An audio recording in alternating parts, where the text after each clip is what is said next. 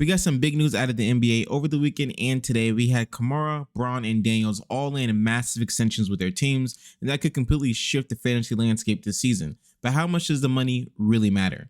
Let's break it down.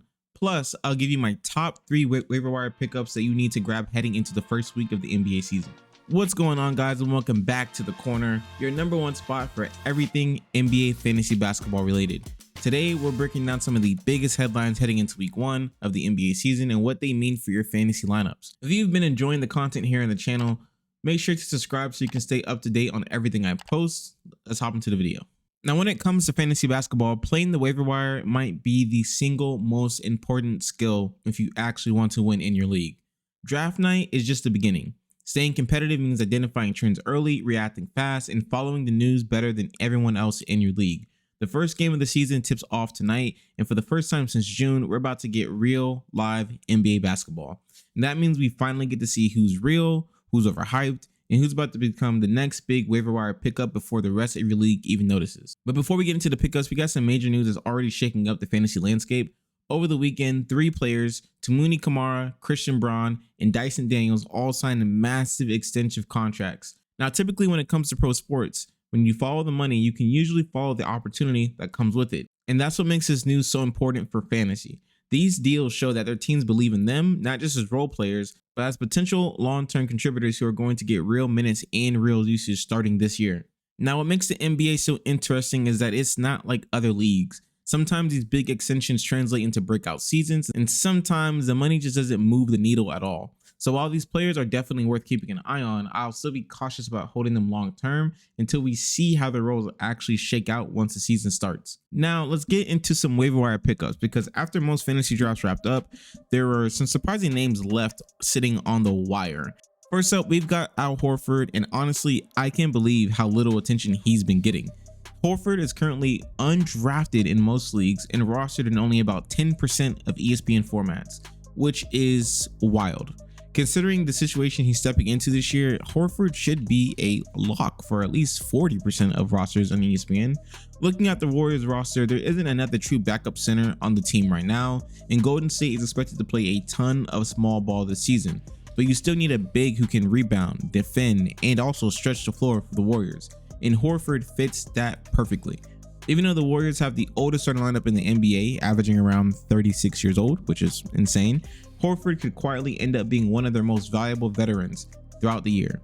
He's still efficient, smart, and capable of producing across multiple categories like rebounds, assists, threes, and very good on the defensive stats as well. He's the kind of player who might not wow you on any given night, but he'll give you steady, balanced production that fills gaps in your lineup. And as the season goes on, especially with rest days or injuries that happen throughout the year, Horford's minutes could easily climb. Next up on this list, we have Wendell Carter Jr., and this is the name that has pretty much lived on the waiver wire for the last couple of years, and honestly, I don't expect that to change too much this year. But even with that reputation, there's still a lot to like about him as a sneaky early season pickup. Right now, Carter is only rostered in about 8% of fantasy leagues, which is surprisingly low considering the upside he brings in the right format. The biggest reason for optimism this year comes down to the addition of Desmond Bane in Orlando. Bane's arrival completely changes how defenses have to play the Magic. He takes a ton of 3-point pressure off of Carter, which allows him to get back to what he does best, which is playing as a true stretch big. That means more work in the paint, more rebounding opportunities, and a much higher field goal percentage overall. For managers in category leagues, Carter becomes especially valuable because of these 2 key stats: boards and field goal percentages. He's one of those players who won't light up the scoreboard, but quietly he helps you win multiple categories every single week. And in points leagues, he's also incredibly efficient. He doesn't need 20 shot attempts to put up a solid night. Give him 10 or 12 looks and he'll turn them into 14 points, 8 rebounds, and a block or 2 with great efficiency. He's not a must-start player every single week, but he's a fantastic bench piece who can slot in whenever your starters rest or you hit a cold stretch along the mid part of the season. So while Carter might not have the flashiest ceiling in the world, his consistency and efficiency make him one of those underappreciated waiver wire options that I am looking at week 1. And rounding out today's waiver wire pickups, we got Rui Hachimura, and easily out of the 3 players I mentioned so far, he has the highest upside.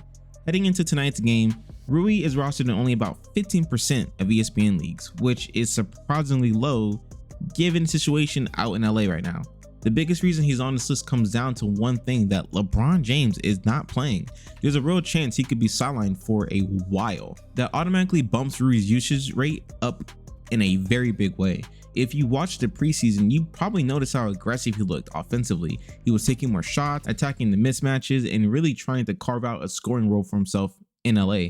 With LeBron out and the Lakers needing someone to pick up that scoring slack, Rui's going to get every opportunity to put up points. Now, don't get me wrong, he is definitely a very high risk play if you're in category leagues, because he doesn't contribute much outside of just scoring.